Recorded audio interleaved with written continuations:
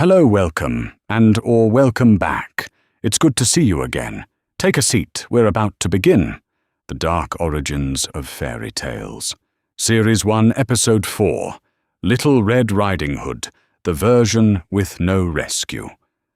This one will surprise people, because the earliest versions are much darker and much shorter than modern tellings. The story was first written down by Charles Perrault in 1697, long before the Brothers Grimm recorded their later version. And in Perrault's telling, there is no woodsman. Disclaimer. Caution.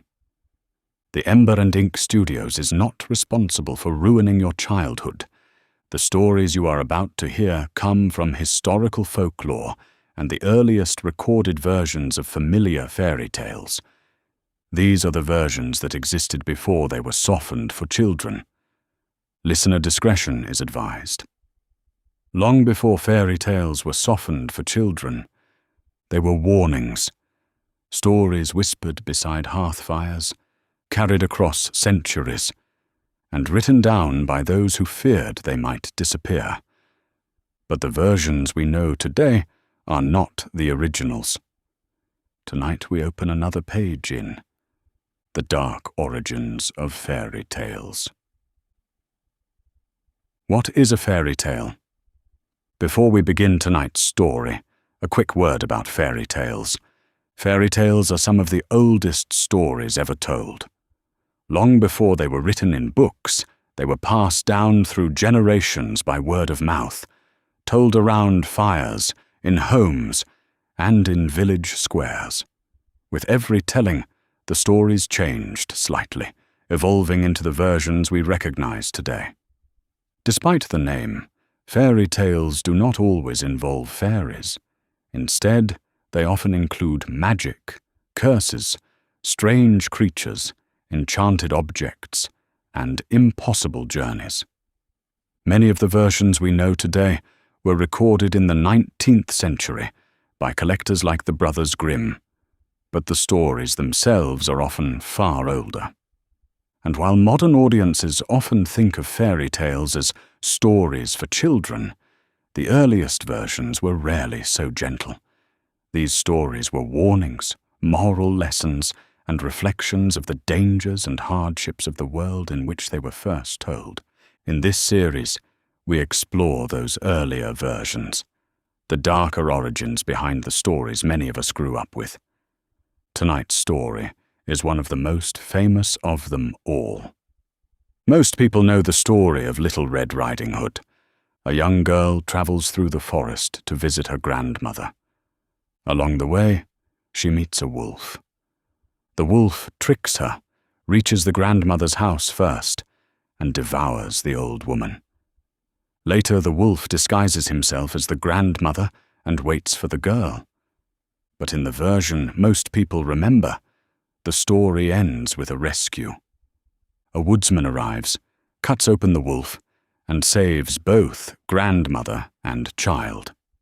It is a dramatic ending, but it was not part of the original story. The Perrault version.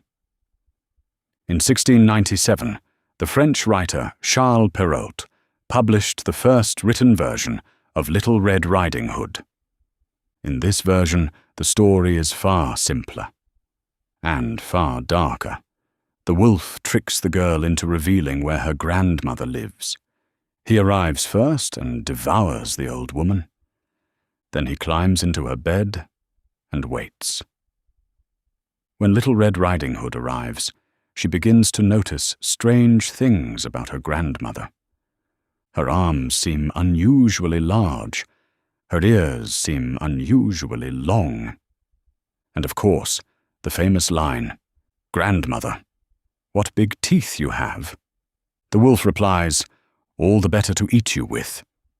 And then he does exactly that. In Perrault's version, the story ends there. The wolf eats the girl. There is no rescue. The moral. Perrault included a clear moral at the end of the story. He warned young readers about strangers who might appear charming or harmless. In the moral, he compares dangerous men to wolves. The story was never meant to be comforting. It was meant to be a warning. The Grimm version. Later, in the 1800s, the Brothers Grimm collected a different version of the story. This is the version most people know today. The Grimm brothers added the woodsman who rescues Little Red Riding Hood and her grandmother.